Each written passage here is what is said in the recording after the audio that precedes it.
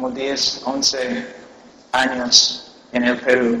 Y por favor, oren por Perú. Una vez que vas a Perú, Perú se queda en tu corazón. Es un lugar tan lindo y tengo tantos amigos ahí. Y el Señor está haciendo una obra muy grande a través de los misioneros y a través de los mismos peruanos. Pero todavía hay mucho que hacer. Hay tribus todavía en la selva que no han escuchado el Evangelio.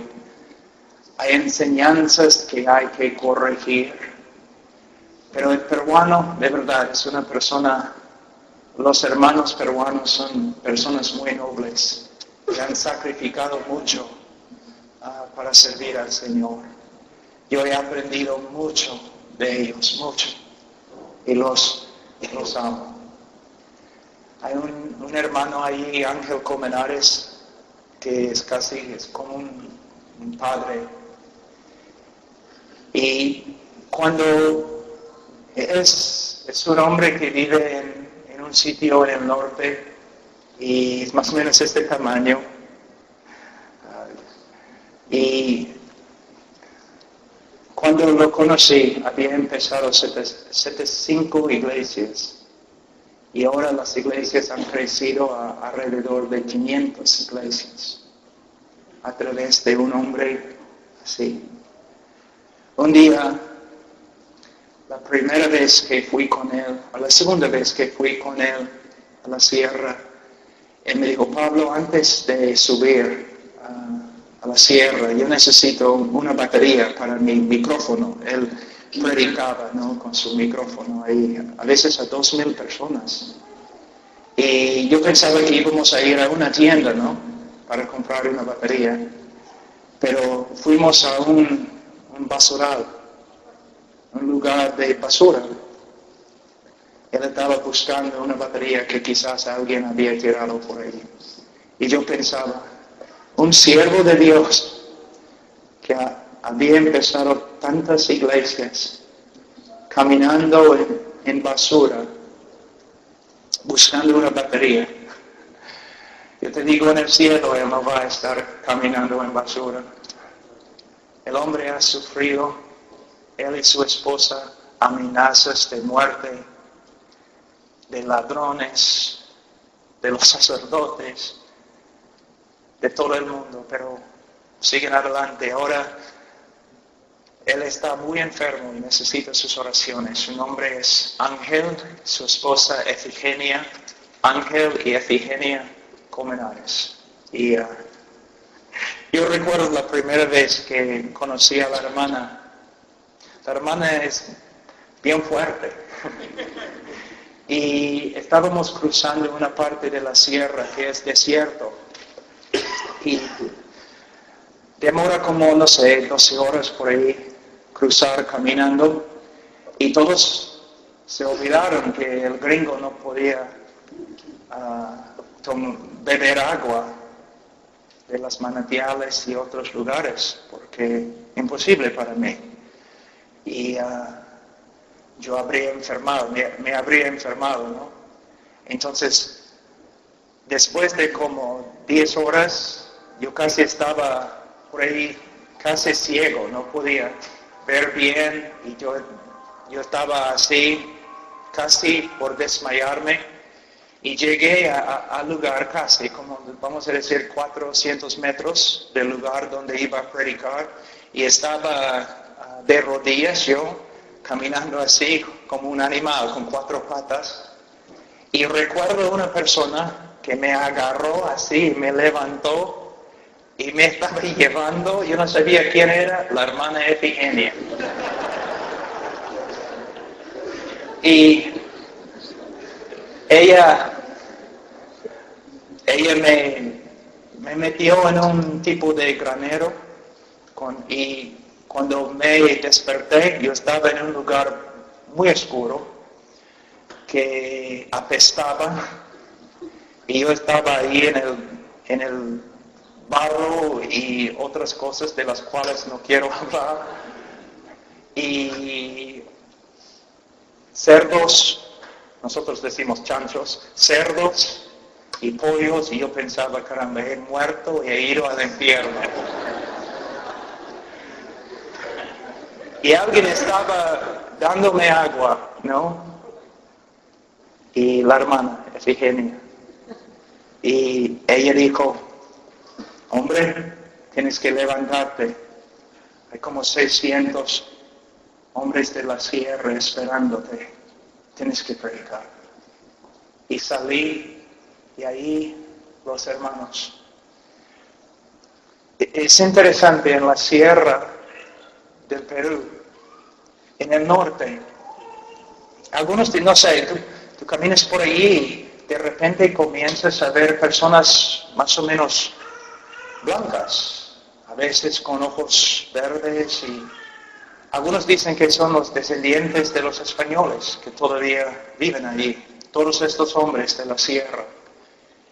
Y son los hombres más valientes que he conocido en mi vida. Antes de convertirse, son muy malos. Si tú ves a un hermano, a un hombre de ahí, regresando de una fiesta, tú le preguntas, ¿cómo fue la fiesta? Y él dice, muy bien, 3. Y lo que él quiere decir es que 3 murieron. Porque los hombres sacan sus machetes y comienzan a pelear. Aún los niños tienen su machete. Y muy valientes y muy peligrosos, y pelean y no les importa nada. Pero cuando esos hombres se convierten, no tienen miedo de nada. Ustedes probablemente han escuchado del Sendero Luminoso, ¿no? Y en la guerra civil allí en Perú, el Sendero Luminoso no podía entrar allí. Porque los evangélicos eran tan valientes y predicaban la palabra. Hermano Heráclito, un día hay una iglesia ahora en un sitio que se llama Pacaypampa, y yo pregunté al hermano Heráclito, hermano, ¿cómo es que empezó la iglesia? Él y algunos hermanos se fueron a Pacaypampa, como hacen siempre, y llegaron a la plaza y empezaron a predicar en la plaza. La gente les pegaba. También les pegaba con caña, derramaban la orina de vacas sobre su cabeza mientras estaban predicando. Y yo le pregunté, ¿qué hicieron ustedes? Bueno, Pablo, seguimos predicando hasta que los perseguidores se cansaron. Y ahora hay una iglesia. Y solamente con el Evangelio.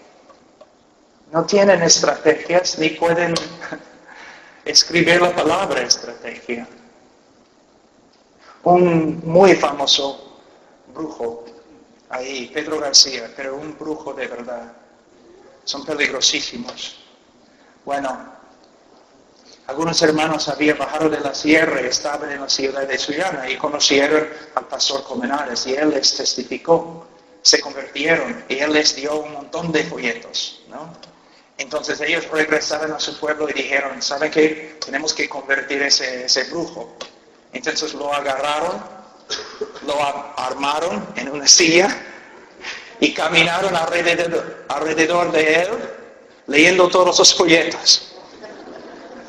Y el hombre, Pedro García, se convirtió y ahora ha empezado como 14 iglesias. Y se considera como un padre ahí en la sierra, un padre mío. Un día estábamos sentados allí en un cerro y Pedro estaba ahí, usan esos sombreros bien grandes porque el sol es fuerte. Y él estaba sentado allí con su sombrero y su poncho y él dijo, hermano Pablo, sí hermano Pedro, yo he pastoreado mucha gente, sí hermano, también he pastoreado muchas vacas. Sí, yo sé, hermano. Y él me miró y dijo, las vacas son más fáciles.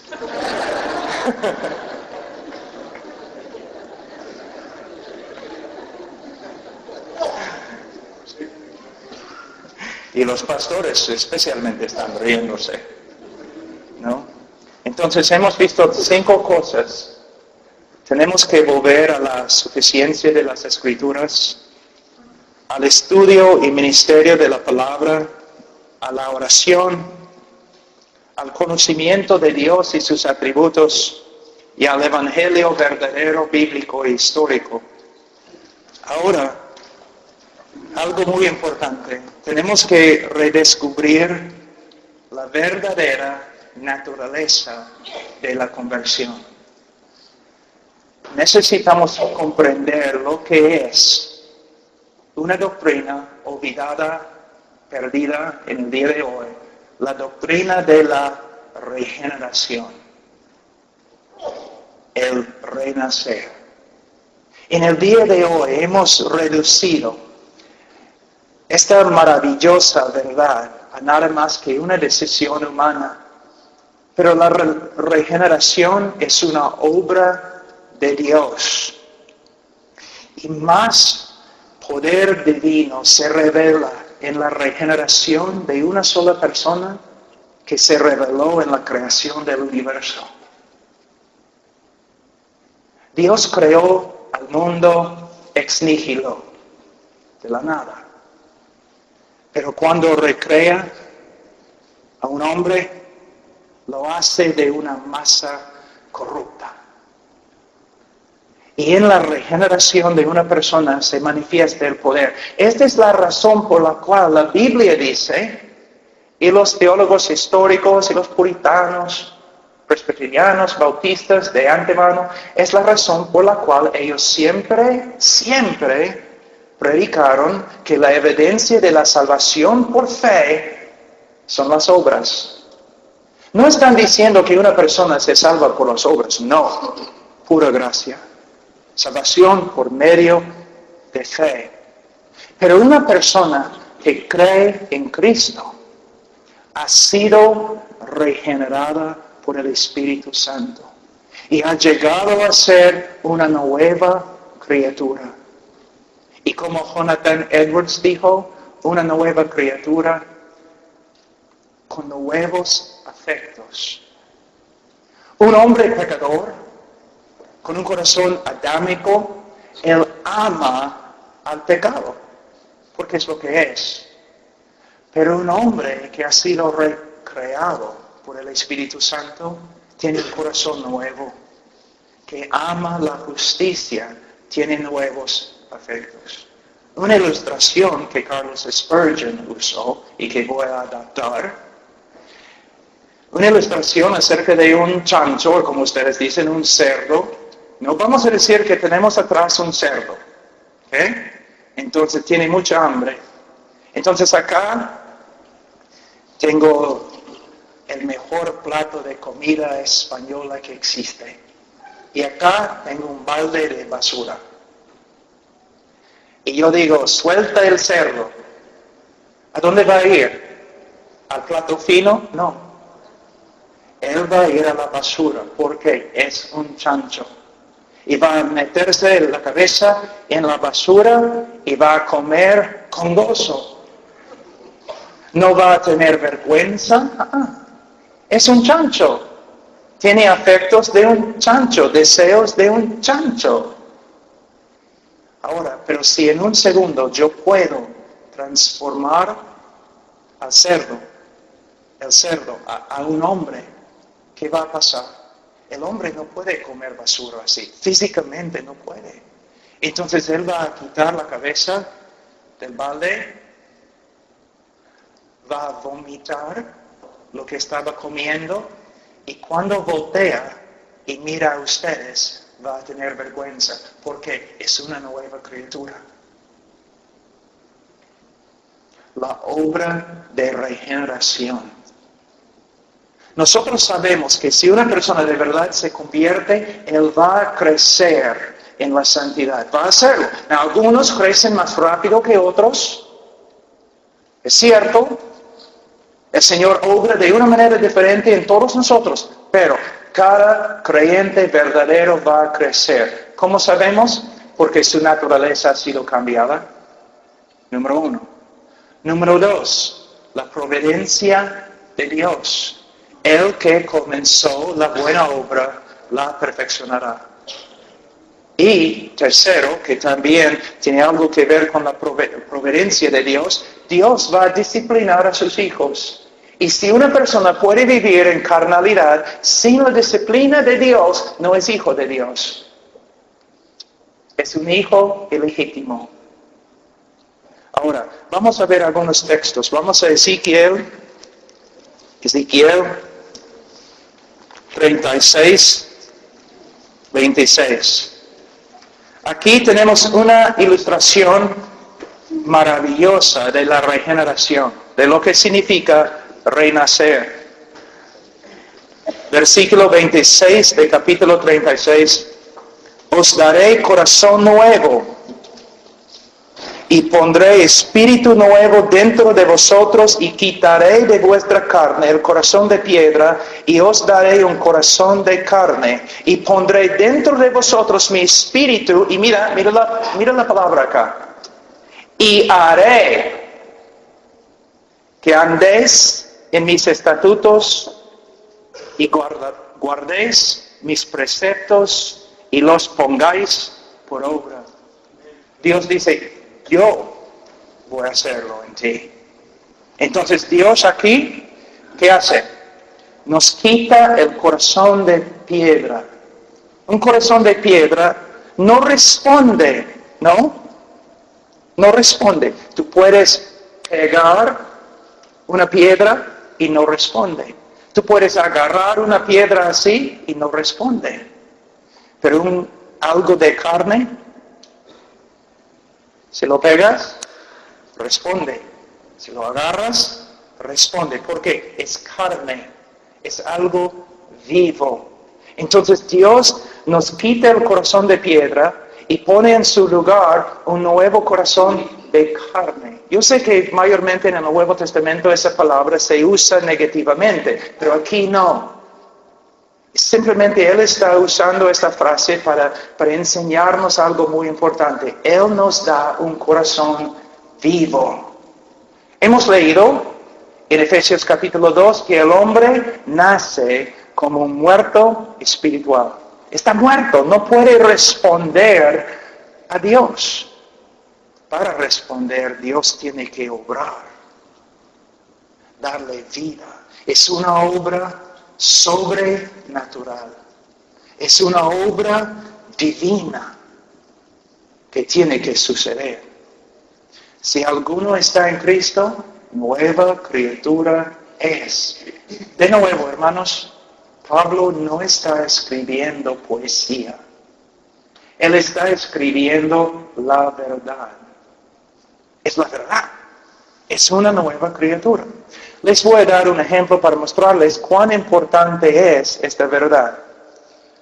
Para el pastor, cualquier pastor, el ministerio del pastor. Mira, vamos a decir que yo llego a un pueblo aquí en España y soy el pastor. Y yo hablo con los miembros de la iglesia y ellos dicen, bueno, hay un hombre como 1 kilómetro de la iglesia y antes, él venía a la iglesia antes, pero ahora no viene y está viviendo en pecado. Y yo digo, bueno, como el pastor voy a visitarlo. Entonces yo voy y él toca el timbre, él abre la puerta, es muy amable, entonces yo entro en su casa. Y él me dice, pastor, siéntese. Ya, está bien, hermano. Entonces yo empiezo a hablar con él, hermano, voy a decir hermano, pero quizás no es hermano. Hermano, me dicen que no vienes a la iglesia. Sí, pastor, me gusta el fútbol. No, pero sí, debo ir a la iglesia. Yo sé que debo ir a la iglesia. Amo el fútbol, pero debo hacer lo correcto. Debo ir a la iglesia. Voy a ir a la iglesia el domingo. Entonces también yo le digo, y he escuchado que estás emborrachándote bastante. Sí, pastor, me encanta, ¿no? La cerveza y, bueno, bebo demasiado, pero de verdad es algo que amo. Pero tienes razón, pastor, yo debo hacer lo correcto. Voy a hacer lo correcto. Voy a dejar la cerveza y voy a volver a la iglesia. También he escuchado que no eres fiel a tu mujer, que tienes otras mujeres. Y él dice, pastor, es verdad. Tengo otras mujeres, No siempre he tenido ese problema. Pero, ¿sabe qué, pastor? Yo voy a hacer lo correcto. Yo voy a dejar esas cosas. Y voy a volver a la iglesia porque es lo que debo hacer. Y domingo él regresa a la iglesia y todos están diciendo, caramba, una oveja ha vuelto a casa. No, un incrédulo ha entrado a la iglesia. Un inconverso, un hombre no regenerado ha regresado a la iglesia. Porque ¿sabes lo que él me está diciendo? Pastor, tienes razón. Yo debo dejar todo el pecado que amo y debo hacer la justicia que aborrezco para salvarme. ¿Es una criatura cambiada? No. Es un hombre que está haciéndose esclavo a la religión. En mi tierra tenemos coyotes y a veces tenemos que salir y cazar coyotes. Porque matan a los animales, a las ovejas, los becerros. Pero vamos a decir que en vez de matar a un coyote, lo agarro y lo meto en una, ¿cómo se llama? Jaula. Ahora, he resuelto el problema de las ovejas. El coyote ahora está en la jaula. Pero hay un problema. El coyote todavía quiere comer ovejas. Y no está comiendo ovejas, ¿por qué? No puede salir. Está ahí, encerrado.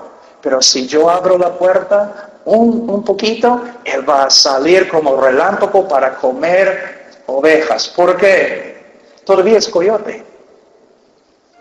Es lo mismo con muchos hombres religiosos y algunos evangélicos. Dentro son coyotes. Están tratando de hacer lo correcto, pero nunca han tenido un cambio de corazón. El Señor nunca ha regenerado su corazón. No pueden decir nueva criatura soy. No se equivoca. El creyente verdadero tiene que luchar contra el pecado. El creyente verdadero peca. El creyente verdadero puede caer en pecado, pero el creyente verdadero no puede vivir una vida de carnalidad, continuamente bebiendo las cosas del mundo, porque es una nueva criatura y de una forma él odia el pecado, aun cuando comete el pecado, y Dios en su providencia está obrando en él, cambiándole, porque el Dios que comenzó la buena obra la va a perfeccionar. La regeneración. Vamos a Jeremías un ratito. Jeremías capítulo 31.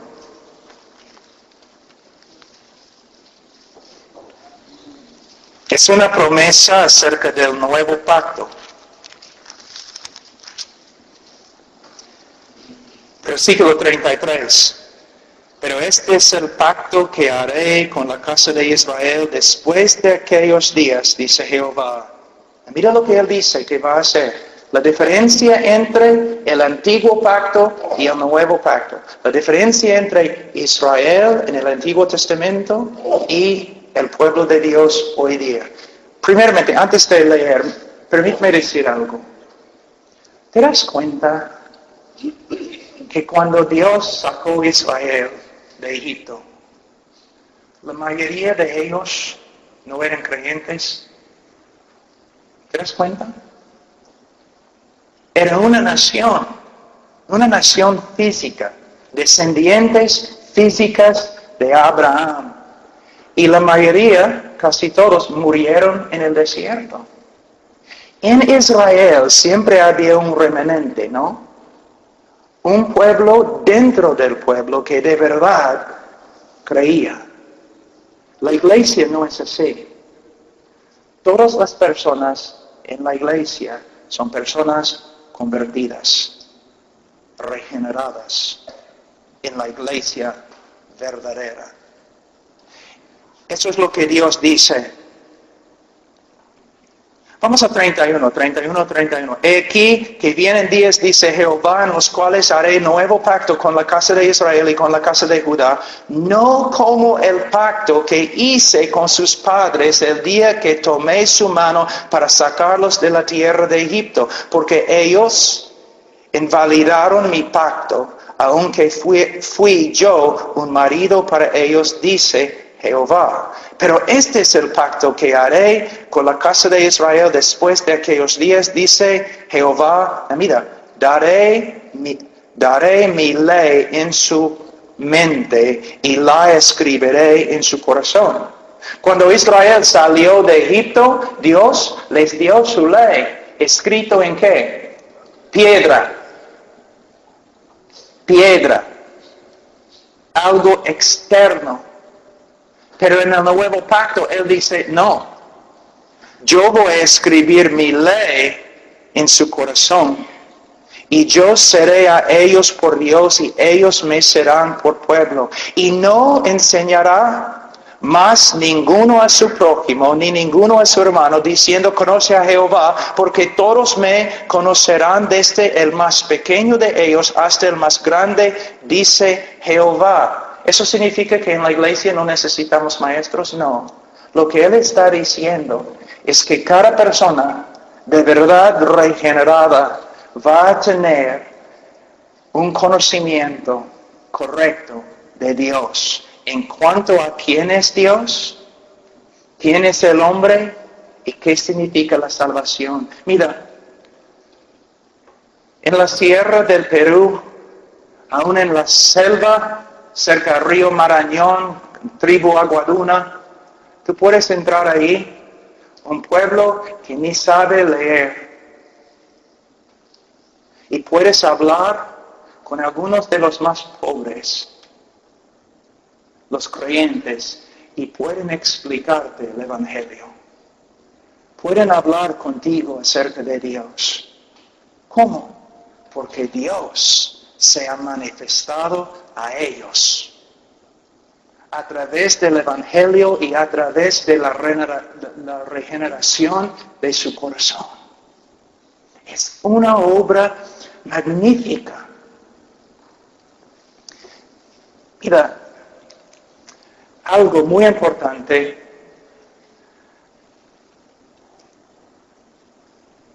Tú vas a la tribu Aguaduna, ¿ya?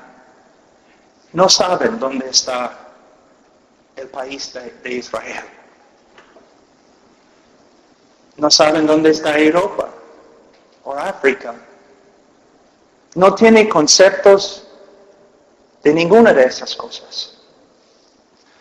¿Cómo es que un hombre puede entrar ahí y predicar el Evangelio y algunos de ellos escuchan y dicen, sin evidencia, sin la apologética, nada, escuchan el Evangelio y dicen, es verdad, es el Dios verdadero, yo creo, sufren persecución y no se rinden, Cristo es mi Salvador.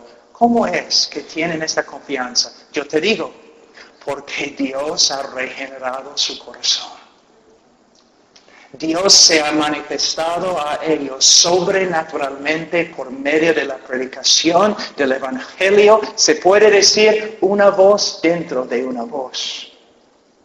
No solamente escucharon la voz de un hombre, sino Dios, el Espíritu Santo, testificó a su corazón. Ellos saben que es la verdad. ¿Cómo?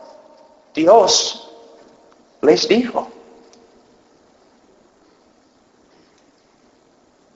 Hermanos, si perdemos lo sobrenatural de la salvación, no tenemos nada.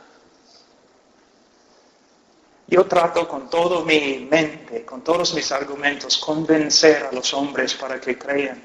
Pero últimamente, al final, yo sé, es la obra sobrenatural de Dios. Entonces, como un predicador, yo no tengo que vestirme en un traje de payaso Yo no tengo que crear una iglesia que parece más un circo que una iglesia. Yo no tengo que tener bonita alabanza, yo no tengo que manipular a la gente en esas grandes campañas donde el evangelista dice, mira, en el auditorio vamos a poner personas creyentes en diferentes lugares y durante la invitación ellos van a pasar adelante para que los incrédulos puedan pasar adelante con más facilidad. No tengo que manipular, no tengo que hacer nada, solamente tengo que predicar el evangelio. Y Dios va a obrar. Dios va a obrar. Evangelistas que se portan como payasos. Que hagan un montón de cosas, inclinen la cabeza, bajan las luces, música bonita, pasa adelante, tu abuela en el cielo está llorando. Es solamente una pequeña oración, ora. No. Cuando un hombre cree en el poder de Dios y el poder del Evangelio, él se para como profeta. Él predica como Ezequiel. Ezequiel, esos huesos vivirán, tú sabes, Señor. Yo voy a profetizar. Y el Espíritu de Dios va a levantar a los muertos. Hermanos, tenemos que restaurar la dignidad del predicador en el púlpito. No es un hombre de negocio. No es un manipulador de almas, no es un vendedor de un evangelio barato, es un profeta que predica porque él sabe. Si yo me aferro al evangelio verdadero de Cristo, Dios va a obrar y él va a salvar. Él va a resucitar a los oyentes. Ahora, entonces, es una obra sobrenatural. También he dicho que tenemos que redescubrir la verdadera naturaleza de la regeneración. También tenemos que redescubrir la voluntad de Dios para el cristiano y las demandas de discipulado. Vamos a Mateo 28, la Gran Comisión.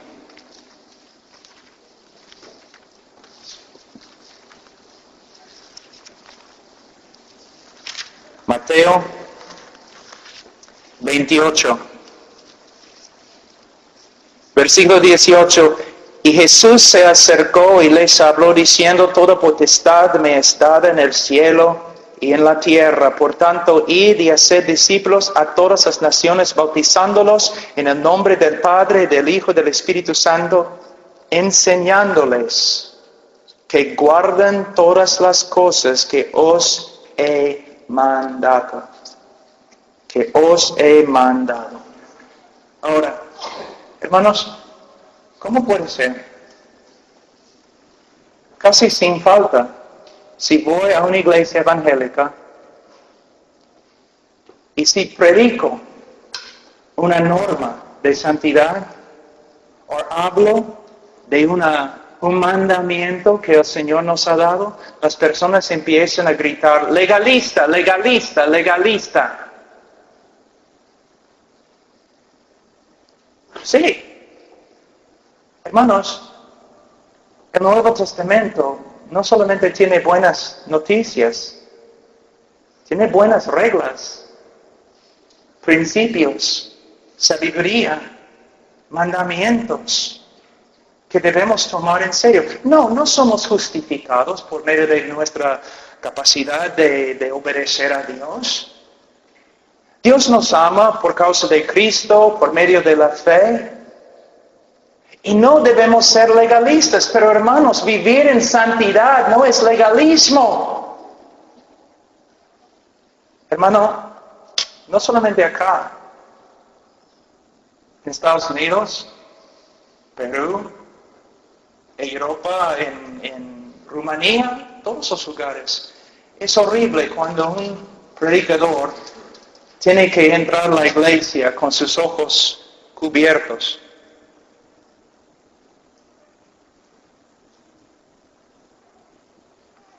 Porque hay tanta inmoralidad.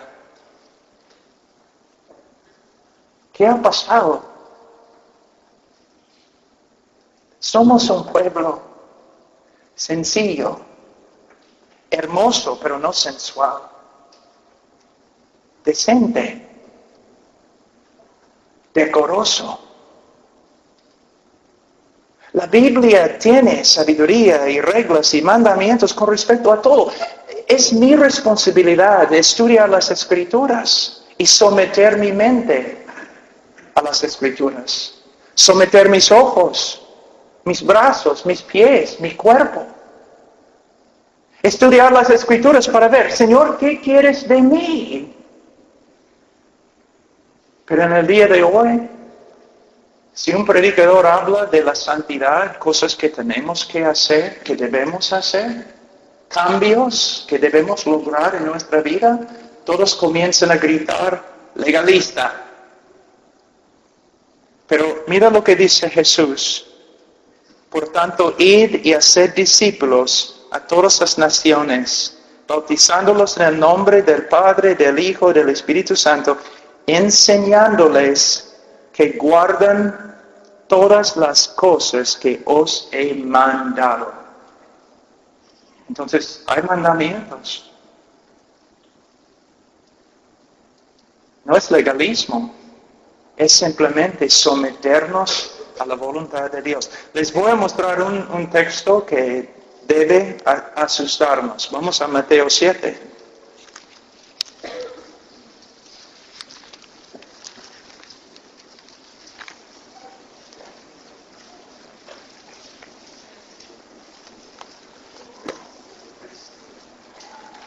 Versículo 23.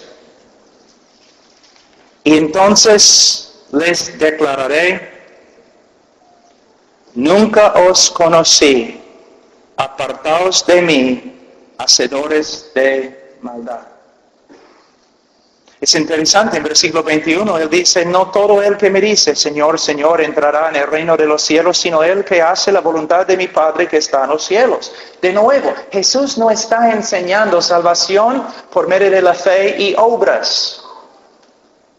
Él está enseñando que los verdaderos creyentes, su vida va a ser marcada por su sumisión a la voluntad del Padre. Porque Dios nos ha cambiado y vamos a empezar a vivir de una manera diferente. Poco a poco, la santificación es un proceso que dura toda la vida, pero poco a poco el Señor va cambiando a todos sus hijos, transformando a cada hijo a la imagen de Cristo. Y en esta transformación, el creyente verdadero, poco a poco se somete más y más a la voluntad del Padre. Ahora, él dice en versículo 23, y entonces les declararé, nunca os conocí. Wow. Si yo digo que conozco si yo voy a la Casa Blanca, al cerco, a la puerta, y yo digo, quiero pasar, ¿puedo pasar? No. Pero si yo digo, bueno, yo conozco al presidente Barack Obama, ¿puede pasar? No. Pero si el presidente sale de la Casa Blanca y me señala y dice, yo conozco a Pablo Washer, ¿voy a entrar? Sí. Tú dices que conoces a Cristo. ¿Cristo te conoce? Porque Él dice que muchos van a decir enfáticamente, Señor, Señor, y no van a entrar. Y Él dice, entonces les declararé, nunca os conocí, apartaos de mí, hacedores de maldad. En el griego proviene de una sola palabra, anomos. A significa no más ley, sin ley. Ahora, ¿qué significa?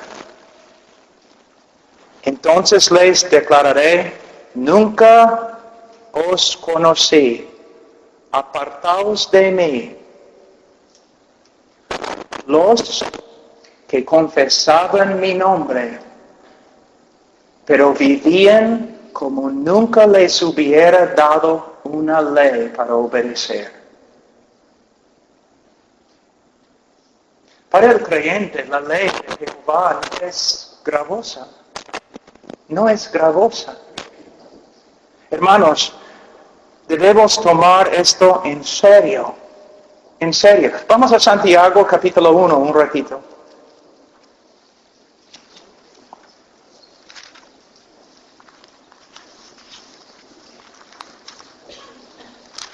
Santiago 1, versículo.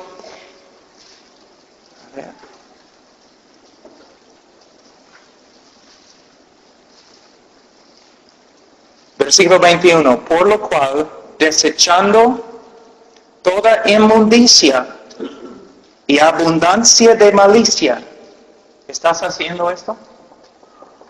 ¿Estás conscientemente, desechando la inmundicia que hay en el mundo? ¿O estás prendiendo el televisor y permitiendo que entre en tu casa?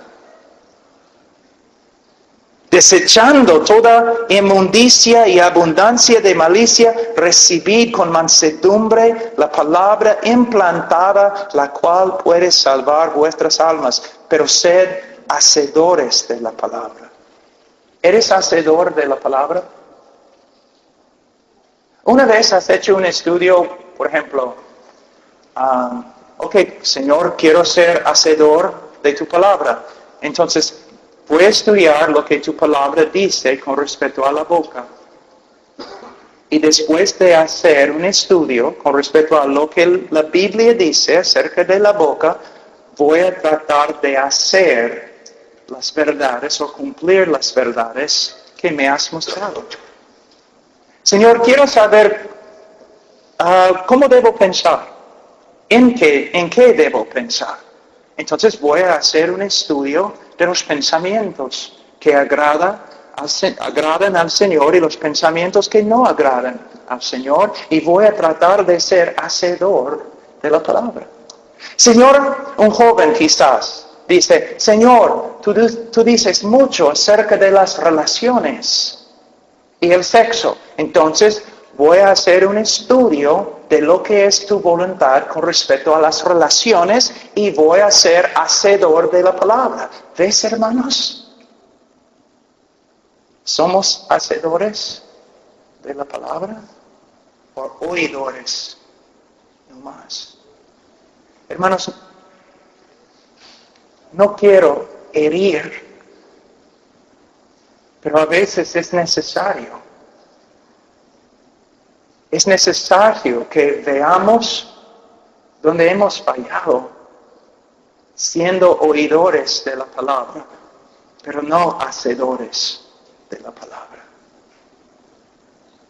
La iglesia en España va a tener un impacto solamente una iglesia santa.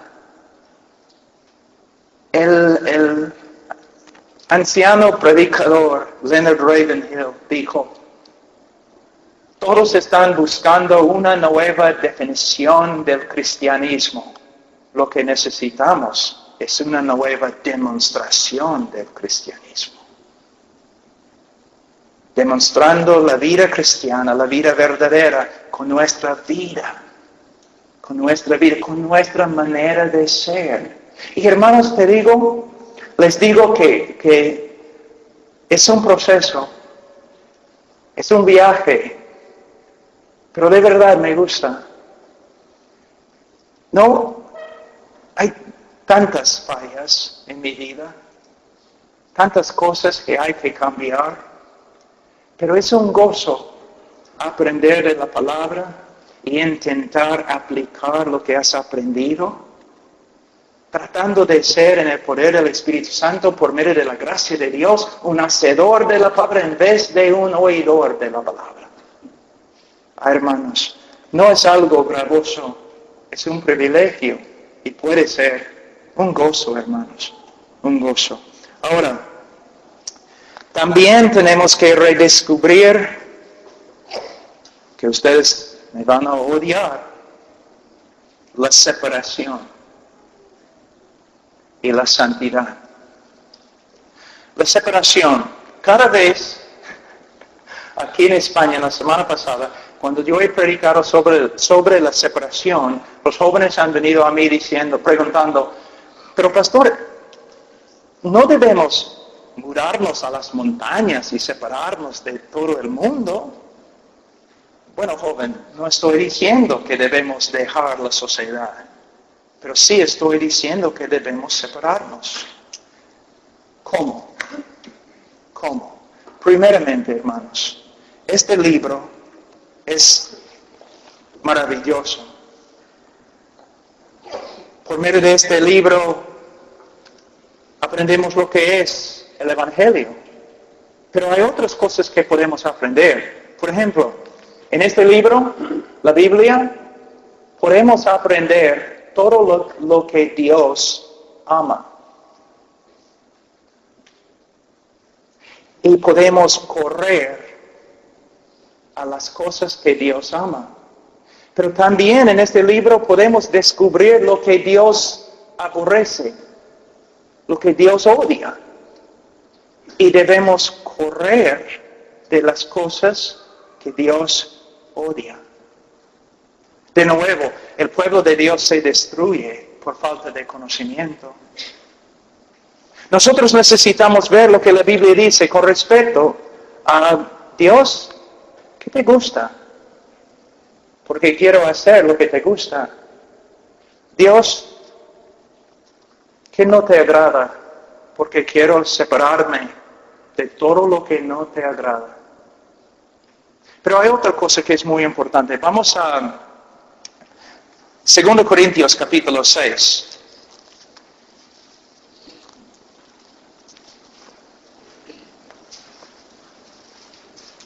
Versículo 14. No os unáis en yugo desigual con los incrédulos. Porque ¿qué compañerismo tiene la justicia con la injusticia? ¿Y qué comunión la luz con las tinieblas? ¿Y qué concordia Cristo con Belial? ¿O qué parte el creyente con el incrédulo? ¿Y qué acuerdo hay entre el templo de Dios y los ídolos? Porque vosotros sois el templo del Dios viviente. Como Dios dijo, habitaré y andaré entre ellos, y seré su Dios, y ellos serán mi pueblo. No os unáis en yugo desigual. Este mandamiento o prohibición proviene de la ley de Moisés. Y en la ley de Moisés dice que no debemos mezclar dos animales con naturalezas diferentes, contrarias, opuestas, dos diferentes especies no debemos mezclar. ¿Por qué? Porque al final las dos especies se destruyen, ¿no? Y tampoco debemos usar un buey y un asno para trabajar en el campo.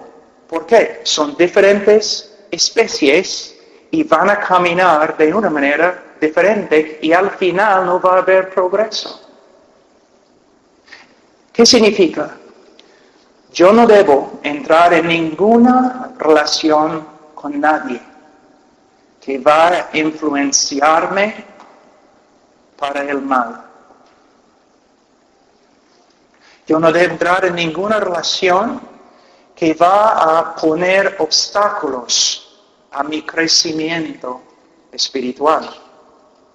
No voy a hacer nada que va a hacer daño a mi santificación. No, es lo que Dios dice. Mira,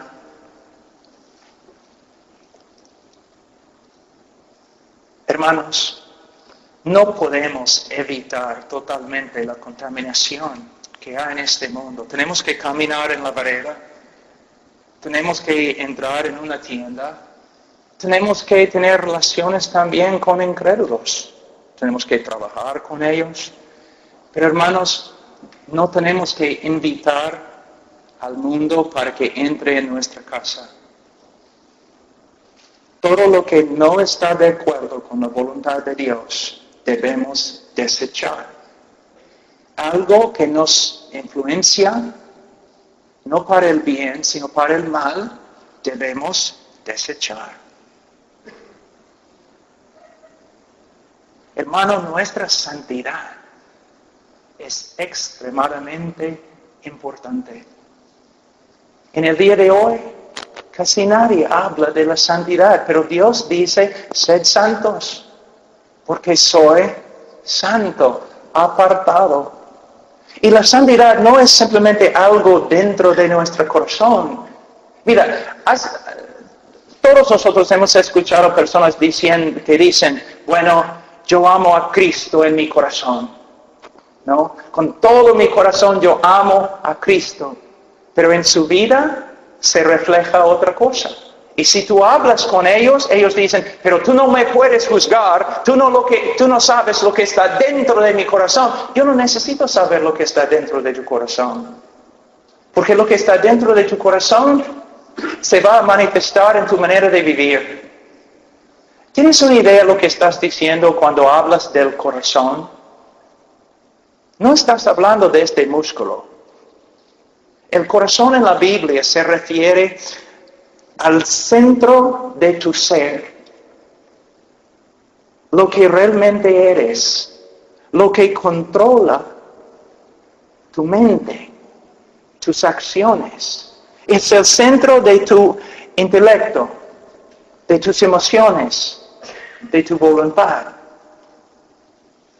¿Cómo puedes decirme que Cristo es el Rey de tu corazón y Él tiene tu corazón, Él posee tu corazón, pero no afecta tu manera de pensar, tu intelecto, tu voluntad o tus emociones? Hermanos, es una mentira. Es una mentira. Entonces, si Cristo nos posee, si de verdad Él es el Rey, el Señor de nuestro corazón, este compromiso se va a reflejar en nuestra manera de hablar, de caminar, lo que miramos, lo que decimos, lo que escuchamos, las relaciones que tenemos y, prepárense, aún nuestra manera de vestirnos. Todo. Vamos a ser un pueblo decente, decoroso, hermoso, pero no sensual. Mi esposa es una buena maestra. Ella tiene una enseñanza sobre este asunto. Ella dice, cuando enseña a las mujeres, pero lo mismo se aplica a los hombres, si tu ropa es un marco para tu cara, es de Dios, porque de la cara se refleja la gloria de Dios. Pero si tu ropa es un marco para tu cuerpo, es sensual y Dios odia lo que estás haciendo. Si te enojas, es lo que mi esposa dice.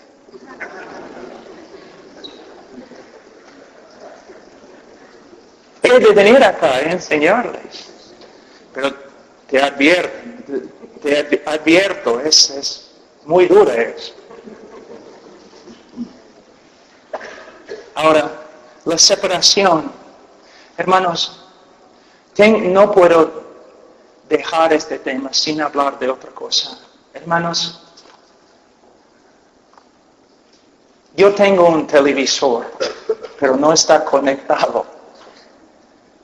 Tenemos una máquina de DVDs o algo que podemos controlar. Podemos ver cosas buenas, saludables, cosas que ayudan, enseñanzas, historias, cosas hermosas.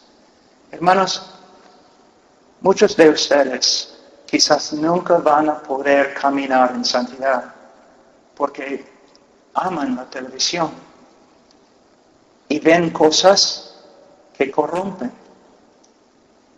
Estoy hablando en serio. Si yo te hago una torta, ¿no? Bonita, para tu cumpleaños, y tú dices, ay Pablo, gracias, voy a comerla.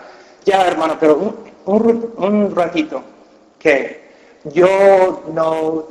cuando yo hice la torta, yo no tenía leche. Está bien, Pablo, vamos a comerlo, pero tuve que usar desagüe. Pero solamente un poquito, ¿vas a comerlo? No.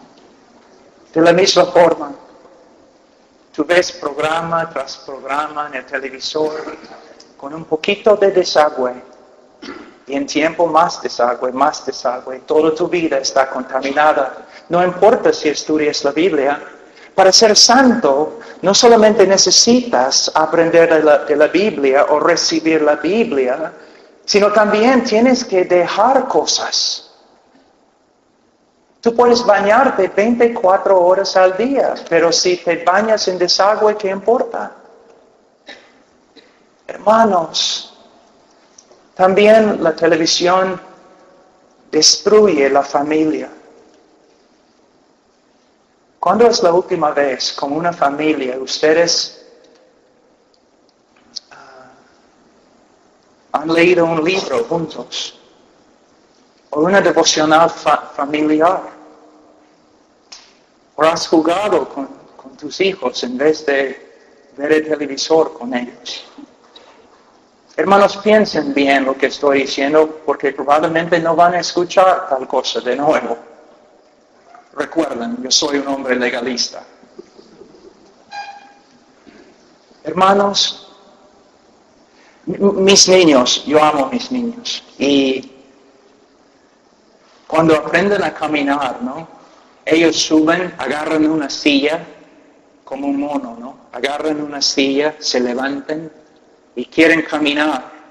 Entonces yo me quedo ahí, ¿no? Muy cerca, pero lejos. Ya. Rowan, mi hija, les dije que es la niña más hermosa del mundo. Ya.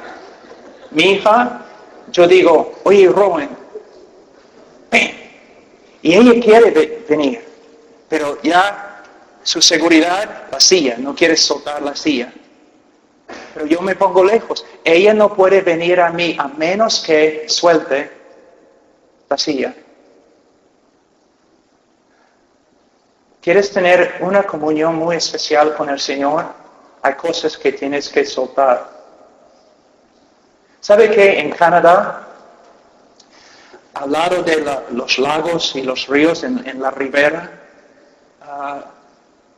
muchas veces encuentras águilas bien grandes ahí en la ribera, muertos, y tienen así en sus garras un pescado bien grande. Y tú piensas, ¿qué ha pasado? Lo que ha pasado es, la águila baja y agarra un pescado bien grande y quiere el pescado, pero el pescado es tan grande que el águila no puede salir volando y al final se ahoga. Hay muchos creyentes así. Hay un pecado en su vida y no quieren soltarlo y se ahogan. El Señor no puede usarlos. Su vida no solamente está contaminada, sino afecta también a otros creyentes, especialmente la familia. Hay que soltar las cosas que no agradan a Dios. Hay que hacerlo. Había un músico, violinista, uno de los más famosos, anciano, Y estaba tocando en su último concierto. Y cuando terminó, maravilloso. Y un joven violinista se le acercó y le dijo, Señor, yo daría mi vida para tocar como usted. Y él dijo, joven, he dado mi vida para tocar como toco. Jóvenes dicen, quiero predicar, quiero que el Señor me use, no, quiero ser misionero, quiero ver los milagros, quiero ver el poder de Dios, quiero que el Señor me utilice. ¿Está bien? Simplemente hay cosas que otros pueden hacer que tú no puedes hacer. ¿Tú quieres la presencia de Dios en tu vida? Hay cosas que otros pueden hacer que tú no puedes hacer. ¿Tú quieres ver el poder de Dios? Está bien, pero hay cosas que otros pueden hacer que tú no puedes hacer. Tienes que dejar las cosas y buscar al Señor. Ahora, también necesitamos redescubrir la familia.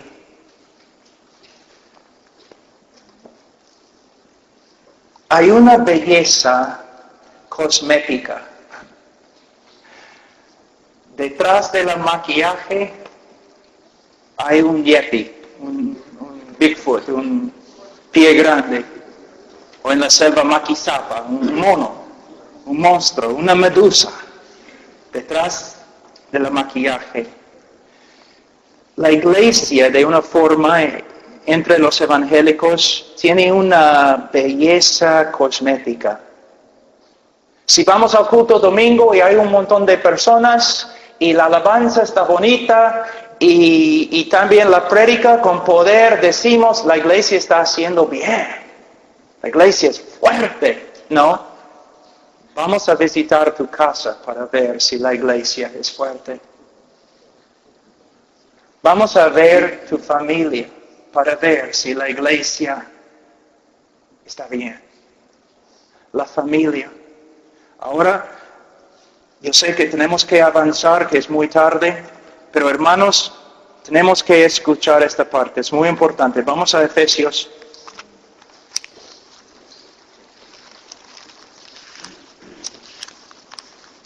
Efesios 5.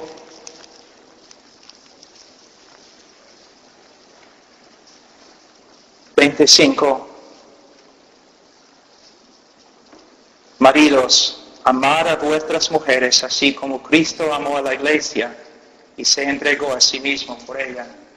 Si estoy en un avión, siempre cuando estoy volando en un avión, no, la persona sentada a mi lado siempre me pregunta, ¿no? ¿Qué haces?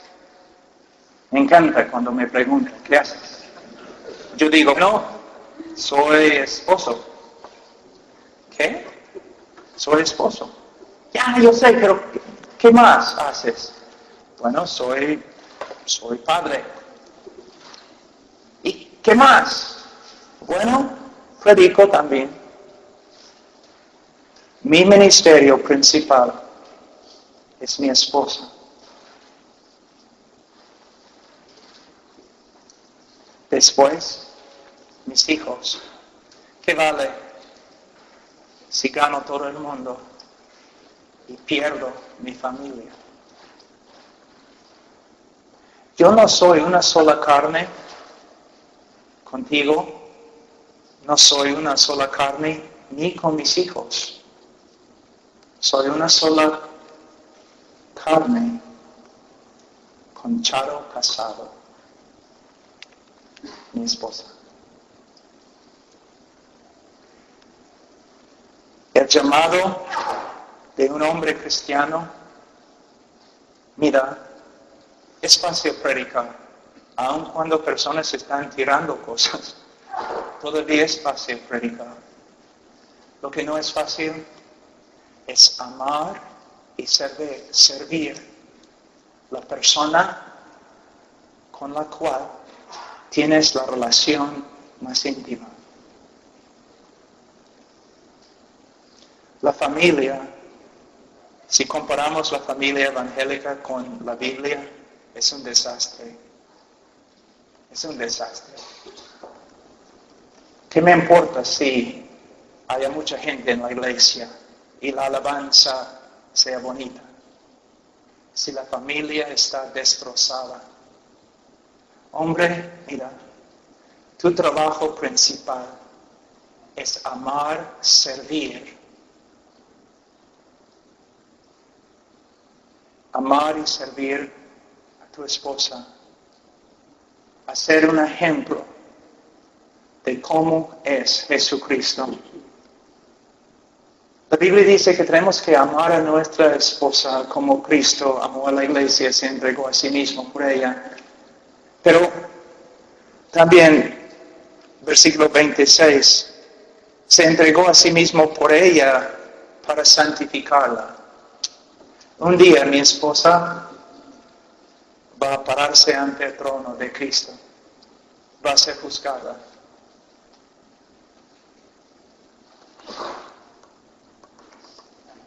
Es mi responsabilidad. Hermanos, debemos estar estudiando las Escrituras con nuestra esposa. Debemos estar orando por nuestra esposa. Debemos también usar este tiempo para que ella pueda conversar. Yo sé, hombre, no necesitas conversar mucho. No es suficiente para ti, ¿no? Pero los científicos han descubierto que los hombres y las mujeres son diferentes. No, de verdad. Ella quiere conversar. Mira, ¿por qué te casaste? Es para tomar a tu lado una hija de Dios.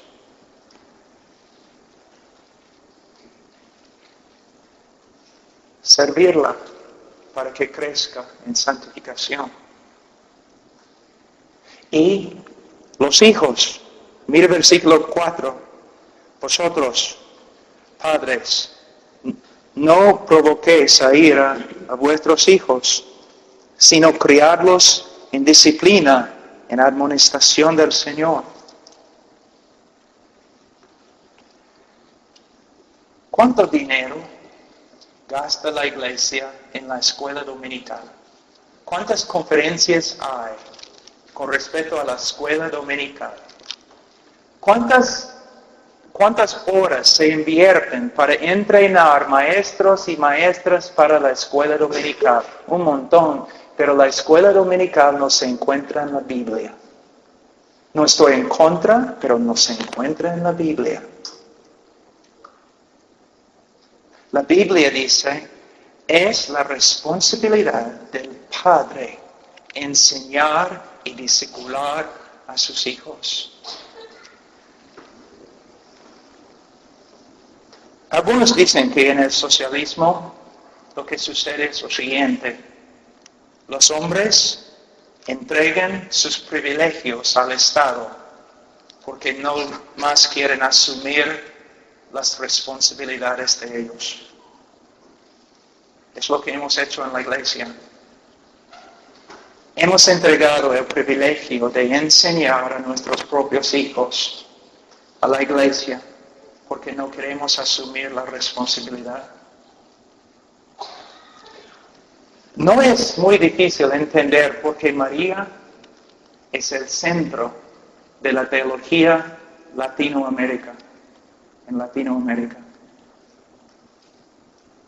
Porque en la casa, la mamá es el centro. Ella es la roca. Los niños reciben de ella. Eso no es bíblico. No es bíblico.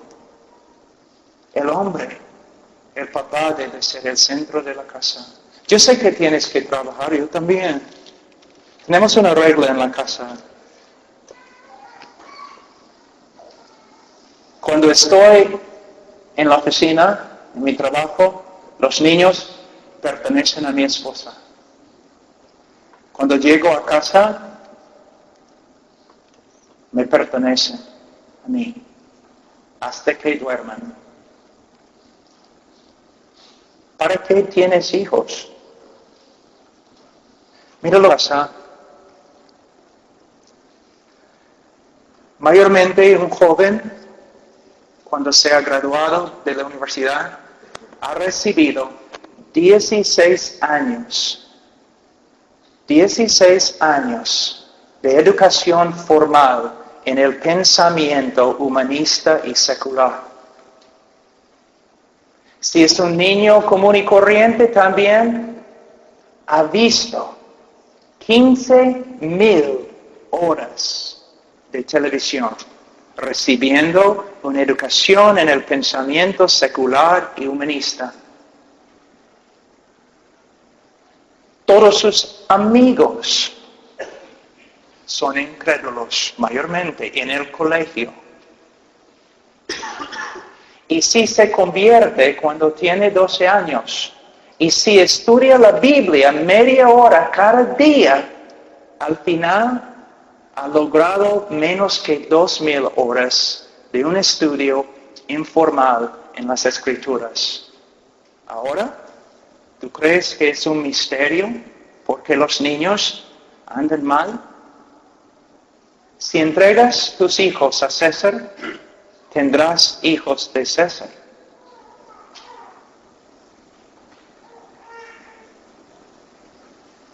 Hermanos, tenemos que restaurar la familia.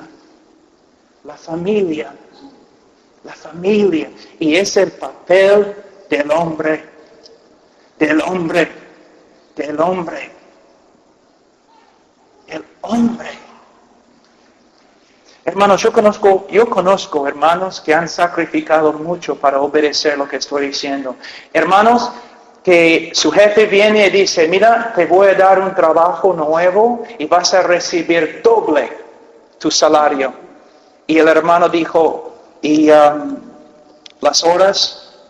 Bueno, vas a tener que trabajar más horas, pero vas a ganar doble. No, gracias. No, gracias. ¿Por qué? Bueno, tengo una esposa, tengo hijos. Tengo que enseñar a mis hijos. Tengo que ser una influencia en su vida. Y no es necesariamente algo que tengo que hacer. Es algo que quiero hacer. Hermanos, he experimentado mucho en mi vida. Muchas cosas. La bendición más grande que tengo es mi familia, mi esposa, mis hijos. La voluntad de Dios, según Romanos capítulo 2, versículo 2, es perfecta. A veces los pastores dicen, bueno, yo he sacrificado mi familia en el nombre del ministerio. Es una mentira o un engaño. ¿Por qué? La voluntad de Dios es perfecta. No tengo que violar un aspecto de la voluntad de Dios para cumplir otro aspecto de la voluntad de Dios. En su providencia, yo puedo hacer las dos cosas.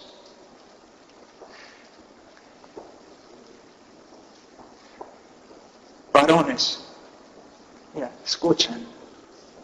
Una vez has escuchado a un viejo quejándose, mira,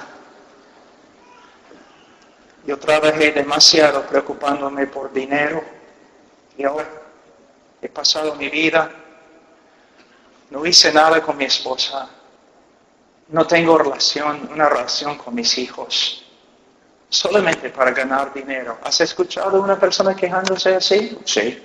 ¿Una vez has escuchado a un viejo quejándose de esta forma? Caramba, ahora tengo 70 años, voy a morir y pasé demasiado tiempo con mi esposa y mis hijos. ¿Una vez? No. Ni entre los incrédulos. ni entre los incrédulos. Ahora, hombre, algo muy importante, y mujeres también.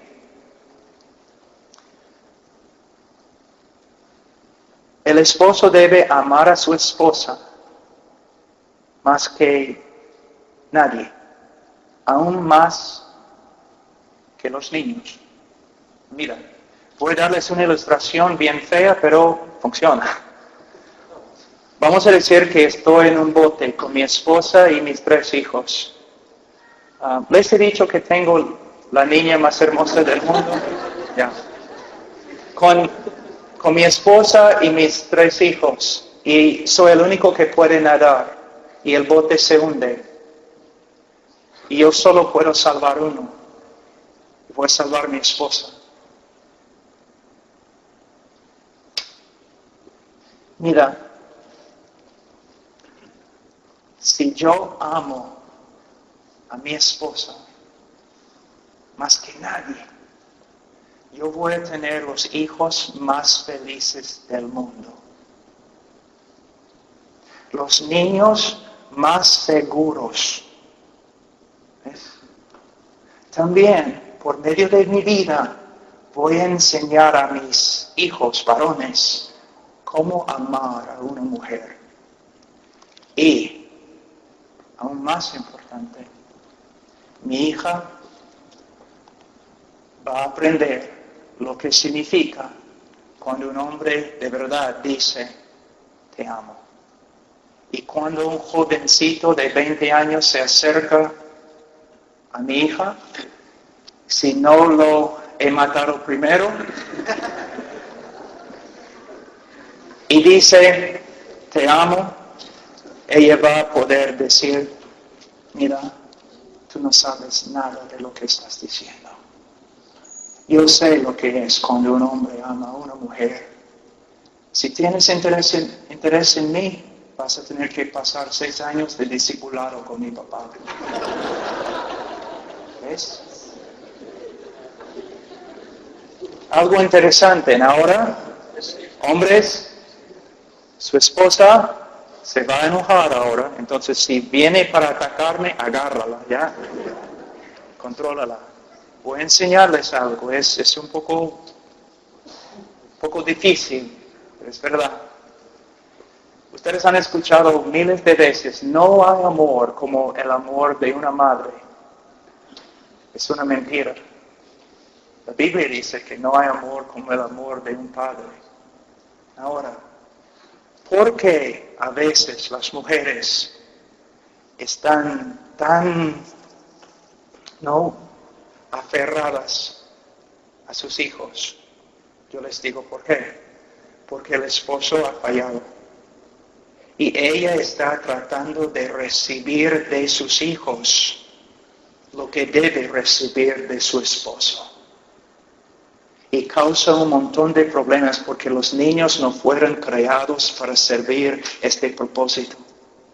Se ve claramente, especialmente con un niño, un varón, cuando crece y tiene 25 años o algo, y una chica cristiana muy buena viene y quieren casarse, la mamá se convierte en diablo. ¿Por qué? Esta jovencita está robándome. Hermanos, hermanas, no debe ser así. ¿Ves? Cuando nosotros pecamos, es como una cadena muy fea.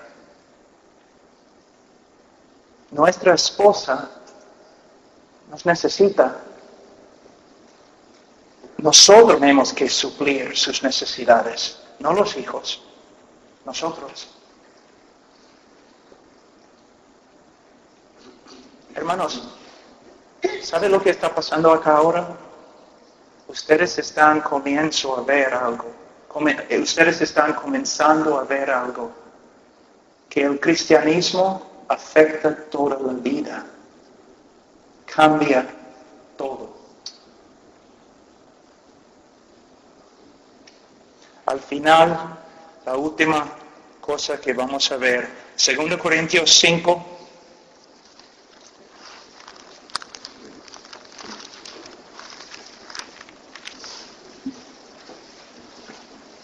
versículo 9. Como cristianos tenemos que volver a vivir para la eternidad. Hermanos, ayer yo tenía 9 años. Hoy día tengo 48 años. Como el tiempo vuela, ¿no? Así. Voy a morir. Voy a pararme ante el trono de Dios. ¿Justificado? Sí. ¿Aceptado en el amado? Sí. Exactamente cómo todo sale, no sé. No entiendo, es un misterio, pero a la vez la Biblia dice que voy a ser juzgado. No con respecto a la salvación, pero sí con respecto a mi vida. Y de verdad, hermanos, he leído casi todos los teólogos con respecto a eso, y es un misterio. Solamente tenemos que tomar 2 verdades y ponerlas en una tensión. Soy totalmente aceptado en el amado, pero a la vez voy a pararme ante Cristo y voy a ser juzgado.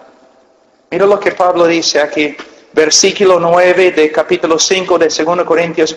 Por tanto, procuramos también, o ausentes o presentes, serle agradables.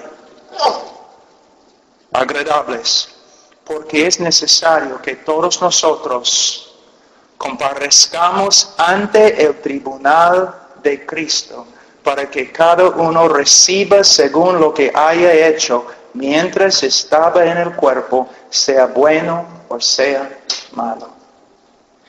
11. Conociendo pues el temor del Señor, persuadimos a los hombres. Conociendo el temor de Dios, les estoy persuadiendo, tratando de convencer. Hay una cita que nos espera, un día que nos espera. Vamos a pararnos ante el tribunal de Cristo y seremos juzgados. Hermanos, esta vida no vale. No es lo importante. Servir a Cristo mientras respiramos. Aquí en el día de hoy todos dicen, el propósito es vivir bien, no, el propósito es morir bien. Sabiendo que te has entregado a Cristo y sus propósitos. Hermanos, ha sido un placer enseñarles. Hay tantas cosas como estas en la vida cristiana. No sé por qué, pero ahora rara vez se enseñan. La vida cristiana, bueno, las verdades cristianas deben transformar nuestras vidas. No que hemos alcanzado la meta, pero sí luchamos, seguimos adelante. Hay un premio que nos espera. Hermanos, no se desanimen. Han aprendido muchas cosas. Quizás estás pensando ahora, caramba, el Espíritu Santo me ha convencido, me ha mostrado mi pecado. Pero está bien. Arrepiéntate. Comienza de nuevo. Con el perdón del Señor, levántate. Ahora, hay iglesias aquí de diferentes lugares. Hombres, especialmente a ustedes, yo les digo, mira, yo no puedo vivir la vida cristiana solas y no puedo ser el hombre de familia que debo ser sin mis hermanos. El hermano Juan, que está conmigo ahora, es uno de los hermanos que me ayuda y yo le ayudo, enseñándonos el uno al otro, reprendiéndonos el uno al otro, constantemente poniendo estas verdades delante de nosotros. Hermanos, la iglesia no es un lugar donde vas cada domingo para escuchar una charla. Es un cuerpo, tiene miembros. Y los hermanos en la iglesia, los hombres, deben hacer casi un pacto. Yo voy a animarte, hermano, para que crezcas. Tú tienes que animarme también. Tienes que observar mi vida, yo voy a observar la tuya. Vamos a la meta, que es una vida conformada a la imagen de Cristo. Vamos a orar. Padre Santo, te doy gracias. Señor, nos has ayudado esta noche. Señor, no he alcanzado la meta. Tú lo sabes muy bien.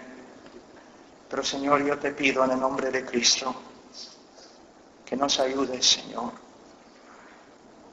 Y Señor, yo sé que Satanás está esperando fuera para quitarnos la palabra. Que no sea así. Ayúdanos, Señor, a ser un pueblo de luz, hijos de luz, resplandeciendo tu amor en España y en el mundo. En el nombre de Cristo Jesús. Amén.